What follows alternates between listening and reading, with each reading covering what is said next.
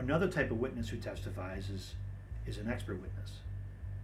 And expert witnesses are dangerous because these are people that have a particular specialized knowledge in a particular specialized scientific area.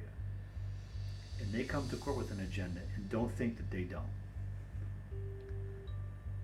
I've seen so many lawyers get up there to cross-examine witnesses who are experts in a particular field, and they act like they're on some even footing with the witness, or they act like they're just gonna have a conversation with the witness. It's gonna be a pleasant back and forth. Bullshit.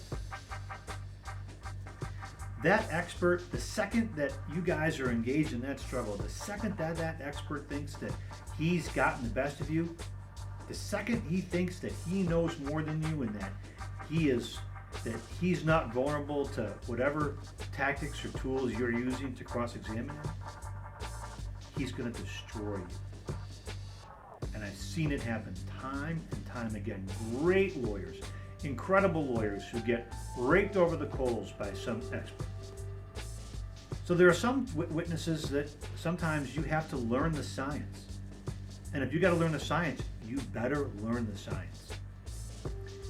And other times, you better know how you can find an in to show that that expert witness is biased, that he's motivated, that he has an interest in the outcome of the case, that he's either financially or reputationally vested in the outcome of the case and invested in his testimony, and invested in rebutting your inroads to challenge him.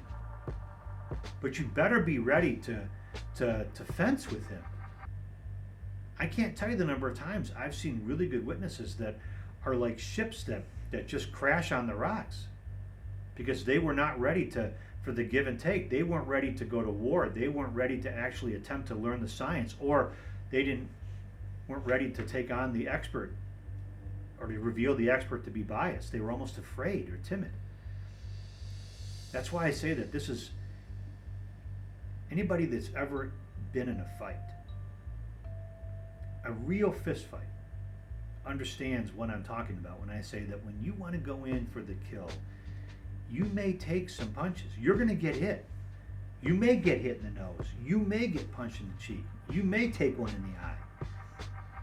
And the real test is whether when that witness gives you something back, when they actually tap you, when they retort or they respond or they rebut or they refute what you say, what do you as a lawyer do? Do you give in? Do you cower? Or do you lean in? If you're one of those people that's afraid to get hit, don't go into trial work. Don't even attempt to undertake the sort of cross-examinations, the sort of contests that we're talking about here. Sometimes we as lawyers, in a very good bit of advocacy or cross-examination, we take some punches. Sometimes we take them on purpose. We do that so the witness thinks that they're getting the best of us. And I can tell you time and time again, as we have put together some amazing cross-examination, some examples of how we've destroyed some witnesses on the witness stand as we go through this. You've seen some of these witnesses, they almost feel like they're getting one up on us because they feel like they're connecting some jabs. And they don't realize that on that last jab that we've got a haymaker waiting for them, and we just blow them out. And there's a feel to it. Every single cross-examination, I'm going to tell you this right now, every single engagement with a witness is a battle. There is a sale. There's a sale being made. Either you're selling that jury or whomever's listening to that case on the fact that that witness is not truthful, or that witness is selling them that you, the lawyer, are not credible. But I promise you, in every exchange, it is like a tug of war, where they got these giant men on one side and they're pulling against these giant men on the other. And you watch that bandana or that flag, and the thing in the middle barely moves. It's moving a little bit here and there. That is what happens every time you step up to challenge a witness. If you step up to challenge the witness, you better be prepared and able to move that flag, that bandana, towards you. Because if you're not moving it towards you, the witness is moving it towards them. And if you give that witness any room to believe that they've got you, that they've gotten better than you, that they are on top of you, that they know more than you, that they're sharper than you, or that you're afraid, it will eventually turn out that that witness has bested you. A jury or the judge or whomever is judging that case is going to look at you and think you don't have it. You said you had it, but you didn't have it. And the goal of our style of cross-examination is to never find ourselves in that point.